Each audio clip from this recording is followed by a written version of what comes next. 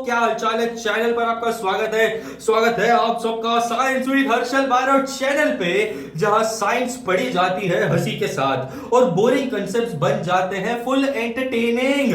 आज हम पढ़ने जा रहे हैं क्लास 9th साइंस का एक ऐसा धमाकेदार चैप्टर जिसका नाम है the fundamental unit of life. इस चैप्टर का नाम ऐसा है जैसे कोई भाई हॉलीवुड की साईफाई मूवी का टाइटल हो यार, लेकिन ये चैप्टर जिंदगी का बेस है। इसमें हम देखेंगे कि हर एक लिविंग चीज किस चीज से बनी होती है। तो यहां सबसे पहला सवाल आता है कि सेल होता क्या है। सेल एक छोटी सी यूनिट है, लेकिन उसका काम बड़ा ही जबरदस्त होता है। एक छोटी सी मशीन होती है भाई। ये क्या होती है? छोटी सी मशीन जो जिंदगी चलाती है। बिल्कुल वैसे जैसे एक बिल्डिंग जो होती है ना वो ब्रिक से बनी होती है, वैसे लिविंग ऑर्गेनिजम्स भी जो होते हैं ना वो छोटे छोटे सेल्स से बने होते हैं। और तुम्हारा प्यारा एनसीईआरटी बोलता है the cell is the fundamental structural and functional unit of all organisms. मतलब हर जीवित जंतु की शुरुआत और उसका स्ट्रक्चर भाई इसी चीज से बना है। तो अपन बात करते हैं कुछ ऑर्गेनिजम्स ऐसे होते हैं जो एक ही सेल से बने हैं, उन्हें कहा जाता है यूनिसेल्युलर ऑर्गेनिज्म, जैसे अमीबा और पैरामीशियम। ये सिंगल सेल सब कुछ करता है, खाता है, सोता है, डाइजेस्ट करता है और रिप्रोड्यूस भी खुद ही करता है। मतलब ये क्या भाई पूरा मल्टीटास्कर है अकेला ही। और फिर आते हैं मल्टीसेल्युलर ऑर्गेनिजम्स, जैसे हम में करोड़ों सेल्स होते हैं भाई, हम ह्यूमंस, हमें करोड़ों सेल्स होते हैं। हर एक सेल का अपना काम होता है, एक टीम वर्क जैसे काम करते हैं। कुछ सेल हार्ट की हेल्प कर रहे हैं, कुछ सेल लंग्स की हेल्प कर रहे हैं, कुछ सेल मिलकर टिश्यूज बना रहे हैं जिससे बोन्स बन रही है, मसल्स बन रही है। भाई सब काम सेल्स का हो रहा है। तो सेल की डिस्कवरी की थोड़ी सी बात करते हैं, बड़ी इंटरेस्टिंग है। 1665 में रॉबर्ट हुक ने कॉर्क स्लाइस को माइक्रोस्कोप में देखा और छोटी छोटी कंपार्टमेंट जैसे स्ट्रक्चर्स उसको वहां पे दिखे। उन्होंने इन्हें नाम दे दिया सेल्स, क्योंकि ये उस टाइम के मॉन्क्स के रूम जैसे दिखते थे। भाई मॉन्क पता है ना क्या होते हैं? हाँ ठीक है, उनके रूम जैसे दिखते हैं, पर भाई ये डेड सेल थे। तो पहली बार लाइव सेल को देखा एंटोन वॉन लीवेनहुक ने। भाई ने माइक्रोस्कोप को इतना पावरफुल बना दिया कि भाई छोटी छोटी सेल्स तक दिखने लग गई उसको। तो ये थी भाई एंटोन वॉन लीवेनहुक की बारी। भाई ये बढ़िया आदमी था, इसका नाम बड़ा मुश्किल है पर एग्जाम के लिए इतना कोई खास इंपॉर्टेंट नहीं है, नाम याद रख लो, काम आएगा, जीवन में काम आएगा। तो अब चलो सेल के अंदर घुस जाते हैं। सेल के पार्ट्स को बोलते हैं ऑर्गेनल्स। क्या बोलते हैं मेरे दोस्तों? सेल्स के पार्ट को ऑर्गेनल बोलते हैं। जैसे घर में होता है ना भाई रूम, वॉशरूम, किचन वगैरह सारी चीजें, तो सेल के अंदर भी जो उसके पार्ट्स होते हैं जो काम करते हैं सेल्स के अंदर, उसको कहा जाता है ऑर्गेनल। तो सबसे पहली चीज होती है सेल मेम्ब्रेन। भाई सेल मेम्ब्रेन बाउंड्री लाइन होती है सेल की, हर चीज को अंदर बाहर आने से रोकता है, अंदर बाहर भेजता है। उसी को कहा जाता है सेमी परमिएबल। भाई ये सेमी परमिएबल, चलो सिंपल भाषा में समझते हैं। परमिएबल मेम्ब्रेन जो हर तरह के मॉलिक्यूल्स को अंदर बाहर आने देती है बिना किसी रोक टोक के। जैसे ओपन गेट होता है ना, तो सेल्स का ओपन गेट होता है, उसको बोलते हैं परमिएबल। एक होती है इम्परमिएबल मेम्ब्रेन जो कुछ भी अंदर बाहर नहीं आने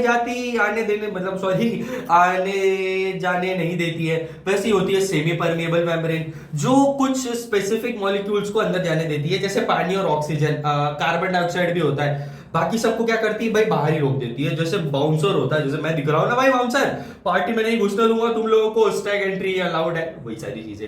तो भाई प्लाज्मा मेम्ब्रेन की बात करते हैं या सेल मेम्ब्रेन। ये भाई ये जो होती है ना, ये बाउंसर ऐसा काम करती है। सेल मेम्ब्रेन, प्लाज्मा मेम्ब्रेन एक ही बात होती है, आउटर लेयर। अब बात करते हैं साइटोप्लाज्म की। भाई साइटोप्लाज्म जेली जैसे सब्सटेंस होता है जो सेल के अंदर, जिसमें ऑर्गेनिजम्स तैरते हैं।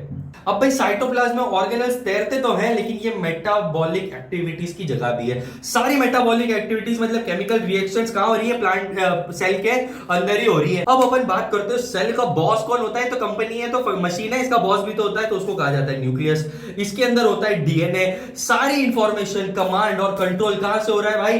न्यूक्लियस से। जैसे वो सेल का दिमाग हो भाई, ब्रेन हो, सारा काम वही समझता है, वही संभालता है, वही उसका भगवान है कि भाई मैं हूं तो तू है, वरना अगर तू मैं नहीं हूं तो तेरा ब्रेकअप आज से भाई तू खत्म। ठीक है, तो प्लांट और एनिमल सेल के बीच कुछ इंपॉर्टेंट डिफरेंसेस होते हैं, पहले उनको समझने की कोशिश करते हैं। सबसे पहले सेल वॉल जो सिर्फ प्लांट में प्रेजेंट होती है। किस में प्रेजेंट होती है? प्लांट में प्रेजेंट होती है। ये प्लांट को ना भाई एक्स्ट्रा प्रोटेक्शन देती है, इतना ध्यान रखो। एक चीज और होती है प्लांट में, वो होता है क्लोरोप्लास्ट। अब भाई क्लोरोप्लास्ट समझने की कोशिश करते हैं, तो प्लांट सेल में ये पाया जाता है। इसमें क्लोरोफिल होता है जो सनलाइट को कैप्चर करके फूड बनाता है। क्या हमको फूड बनाने की जरूरत है? क्या हम फोटोसिंथेसिस करते हैं? नहीं करते हैं, इसीलिए प्लांट के अंदर क्लोरोप्लास्ट पाया जाता है। इतना ही ध्यान रखना है। अब भाई बहुत इंपॉर्टेंट चीज, लार्ज सेंट्रल वैक्यूल। प्लांट में बड़ी वैक्यूल होती है जो वाटर और वेस्ट को स्टोर करती है।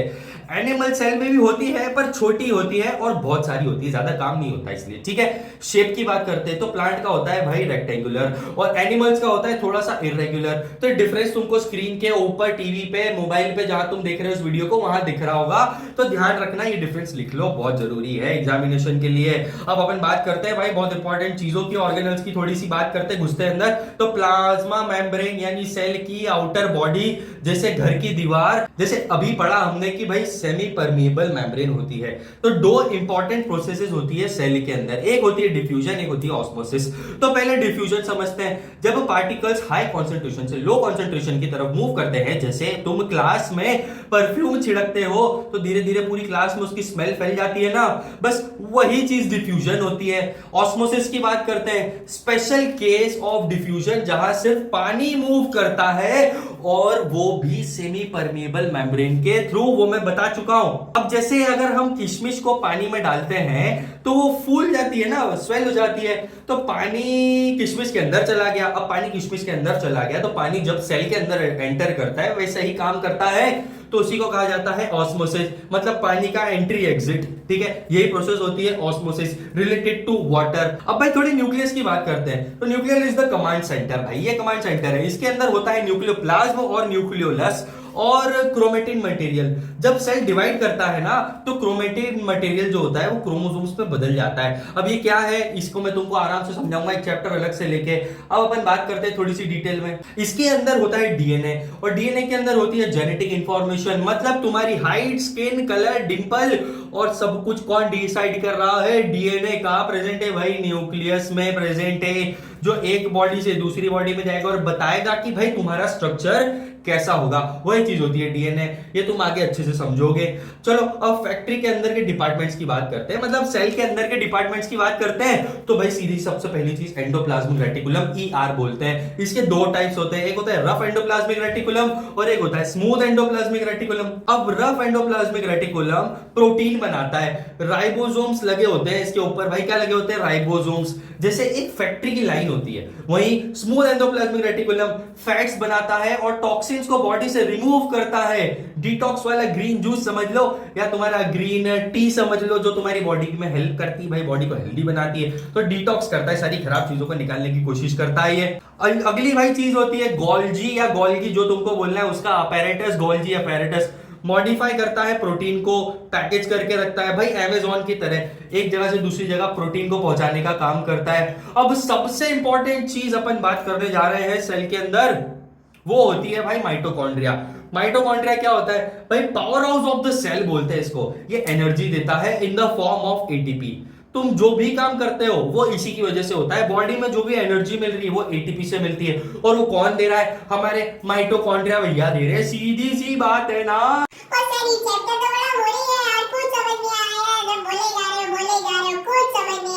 भाई क्या करें बताओ, तुमको पढ़ना तो जरूरी है, लेकिन मैं पूरी कोशिश कर रहा हूं ना तुमको इजी लैंग्वेज में समझाने की। बस समझ लो, रट लो, जैसे तुमको याद करना है कर लो, लेकिन मेरी चीजें तुमको याद होनी चाहिए। मैं तुमको एक कहानी के फॉर्मेट में बता रहा हूं यार, क्यों घबरा रहे हो तुम हर एक चीज से, है ना? इजी तो चैप्टर है, बस थोड़े मोड़े पार्ट्स है जिनको तुमको समझना है, वही मैं तुमको इजी लैंग्वेज में समझा रहा हूं। मैं कोई फालतू की बातें नहीं कर रहा हूं, डायरेक्टली तुमको पार्ट्स बता रहा हूं कि कौन सा पार्ट क्या काम करता है, कौन सी चीज कहां से निकलती है, कौन सी सेमी परमिएबल होती है, कौन सी परमिएबल होती है। भाई भाई भाई भाई भाई सर क्या बोल गए? अरे भाई टेंशन मत लो, है ना, इजी है। एक बार और ये वीडियो को रिपीट करके देख लेना। अगर कोई भी कंफ्यूजन रहता है तो कमेंट सेक्शन में लिख के जाओ कि भाई क्या बोला सर आपने, कुछ समझ नहीं आया, एक बार अच्छे से एक बार और समझा दो। मेरे दोस्तों अगला जो बॉडी का या सेल का ऑर्गेनल होता है, पार्ट होता है, उसको कहा जाता है लाइसोसोम। ये होता है क्लीनिंग क्रू, सेल का वेस्ट को डाइजेस्ट कर देता है, सब कुछ क्लीन कर देता है। कभी कभी खुद ही पूरा सेल खा जाता है, भाई इतना हरामी है, इसीलिए इसको कहा जाता है सेल का सुसाइड बैग। ये सेल को ही खा जाता है। भाई सेल जब कोई काम कर नहीं रहता, काम करना बंद कर देता है, तो ये क्या करता है? उसी सेल को खुद ही खा जाता है कि तू कोई बॉडी के काम करनी है, मैं तेरे को खा जाऊंगा, तेरे को खत्म कर दूंगा आज मैं। अब भाई सेल्स के अंदर भी एक स्टोरेज वाला एरिया होता है, एक वेयर हाउस होता है, उसी को कहा जाता है वैक्यूल। तो स्टोरेज के लिए होता है ये। प्लांट सेल में ये बड़ा होता है, एनिमल सेल में ये छोटू होता है, क्योंकि एनिमल्स को जरूरत नहीं ना, वो फटफट दिन भर खा सकते हैं। प्लांट्स को क्या स्टोर करके रखना पड़ता है सारा खाना, क्योंकि रात में फोटोसिंथेसिस वो कर नहीं सकते, रात में खुद का खाना बना नहीं सकते।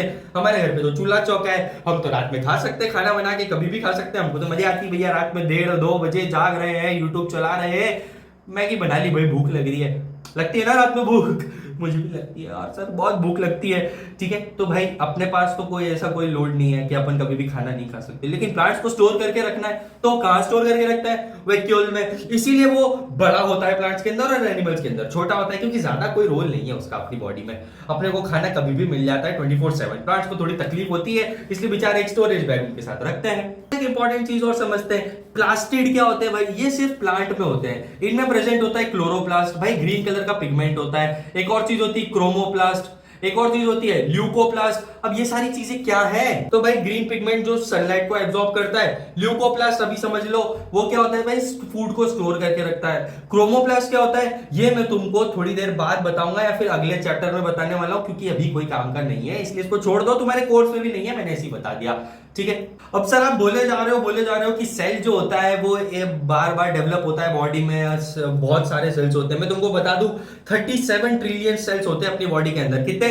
37 ट्रिलियन सेल्स, जो अपने आप को दिन भर डिवाइड करते हैं। एक मरता है, एक बनता है, एक मरता है, एक बनता है। लाइफ टाइम नहीं जीते हैं ये, इनकी एक लाइफ साइकिल होती है। तो भाई ये बनते कैसे हैं? इनमें भी रिप्रोडक्शन होता है। सर रिप्रोडक्शन यहां भी होता है? हाँ मेरे भाई, रिप्रोडक्शन यहां भी होता है। ये क्या होता है? ये अपने आप को डेवलप करते हैं, अपने आप को बनाते हैं, एक नए सेल से दूसरा सेल डेवलप करते हैं। तो उसके लिए दो प्रोसेसेस होती हैं, एक होती है माइटोसिस और एक होती है मियोसिस। हालांकि एक प्रोसेस इसमें से ऐसी है जो रिप्रोडक्शन के काम नहीं आती है, पर फिर भी बहुत जरूरी है बॉडी के लिए, इसलिए मैं तुमको समझा रहा हूं। चैप्टर में है तो बताना पड़ेगा, तुमको समझना भी पड़ेगा। वैसे बड़ी इजी है, कोई लोड लेने की जरूरत नहीं। अच्छा भैया बैठे है ना, सब आराम से समझाएंगे। तो भाई क्या होता है ना, सेल्स अपने जैसे ही नए सेल्स को बनाता है थ्रू डिवीजन, मतलब खुद को क्या कर लेता है? डिवाइड कर लेता है। उसको कहा जाता है मियोसिस। मियोसिस मतलब रिप्रोडक्शन के लिए काम आती है। एक होती है माइटोसिस। माइटोसिस क्या होता है? सेल की ग्रोथ, मतलब सेल पैदा हो गया तो उसकी ग्रोथ और उसके रिपेयरिंग में काम आता है। क्या हो गया? मान लो खुजाल लिया मैंने, है ना, तो सेल्स डैमेज होते हैं ना बॉडी के, तो उसको रिपेयर कौन करते हैं? किस प्रोसेस से करते हैं? माइटोसिस से। और मियोसिस क्या होती है? आसान भाषा में रिप्रोडक्शन के काम आती है। भाई एक सेल से दूसरा सेल डिवाइड होगा ताकि बॉडी में ग्रोथ हो, अच्छे से आप आगे बढ़ पाओ, तो एक सेल से दूसरी सेल बनता है, उस प्रोसेस को कहा जाता है मियोसिस। सर बहुत बोरिंग चैप्टर था, कुछ समझ नहीं आया, लेकिन मेरे दोस्तों तुमको बड़े प्यार से इजी लैंग्वेज में इतना ही चैप्टर है तुम लोगों को जो समझना है। अगर तुमको मजा आया है ना, तो आज अपन एक रैपिड रिवीजन मारते हैं फिर से और देखते हैं कि भाई सेल होता क्या है। तो सेल क्या होता है भाई? इसकी डिस्कवरी की अपन ने बात की, किसने करी? रॉबर्ट हुक ने। भाई अपन ने ऑर्गेनल्स के बारे में थोड़ी सी स्टडीज की, कौन से ऑर्गेनल थे, दिख रही होगी तुमको स्क्रीन के ऊपर। दो सेल होते हैं, एक प्लांट होता है, एक एनिमल होता है। ठीक है, दो चीजें अपन ने पढ़ी, मल्टीसेल्यूलर और यूनिसेल्यूलर। और अपन ने बहुत इंपॉर्टेंट टॉपिक्स पे बात की, एक होता है डिफ्यूजन, ऑस्मोसिस, और डीएनए क्या होता है मैंने तुमको बताया, जो जेनेटिक्स को इधर से उधर ट्रांसफर करता है। और अपन ने बहुत इंपॉर्टेंट बात की भाई सेल ग्रोथ और सेल की रिप्रोडक्शन, सेल डिवीजन की बात करी, डिवीजन मतलब डिवाइड की बात करी, मियोसिस माइटोसिस की अपन ने बात करी। ये सारी चीजें बहुत इंपॉर्टेंट है तुम्हारी एग्जामिनेशन के लिए, इसलिए तुमको बताना जरूरी थी। था बड़ा बोरिंग चैप्टर, क्योंकि सेल्स की स्टडी हम लोग कर भी लेंगे तो क्या मिल जाएगा? करनी पड़ेगी भाई, करनी पड़ेगी, क्योंकि बेसिक्स जब तक नहीं पता होंगे ना तब तक अपन पहाड़ कैसे बनाएंगे, जब तक ईंट नहीं रखेंगे घर कैसे रेडी होगा अपना। तो सबसे पहले अपने को एक ईंट रखनी पड़ेगी, फिर दूसरी ईंट, फिर तीसरी ईंट, फिर उसमें सीमेंट लगेगा, फिर अपना घर बनेगा। तो बेसिक चीज क्या हो गई? ईंटें हो गई। तो ईंट ध्यान रखना भाई, ईंट रखना घर में बहुत जरूरी होता है। क्या हो गया सर, आपके बाल वाल बिगड़ गए कि क्या हो गया? भाई मेरे बाल भाई बहुत कैमरा में गंदा सा दिख रहा था, तो मैंने उसको थोड़ा सेट ही कर लूं।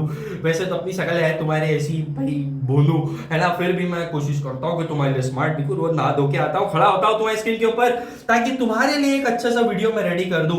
तो भाई सब्सक्राइब करो, शेयर करो। यार क्या करते हो तुम, सब्सक्राइब ही नहीं करते हो। और अगर ये वीडियो तुम लोगों को पसंद नहीं तो लाइक कर देना, है ना, शेयर भी कर दो। अब शेयर अपने दोस्तों के साथ करो और कमेंट में बताओ कि किस ऑर्गेनल का नाम जो है वो तुमको अच्छा लगा। Golgi apparatus, endoplasmic reticulum, ER जो मैंने बताया, स्मूथ और रफ।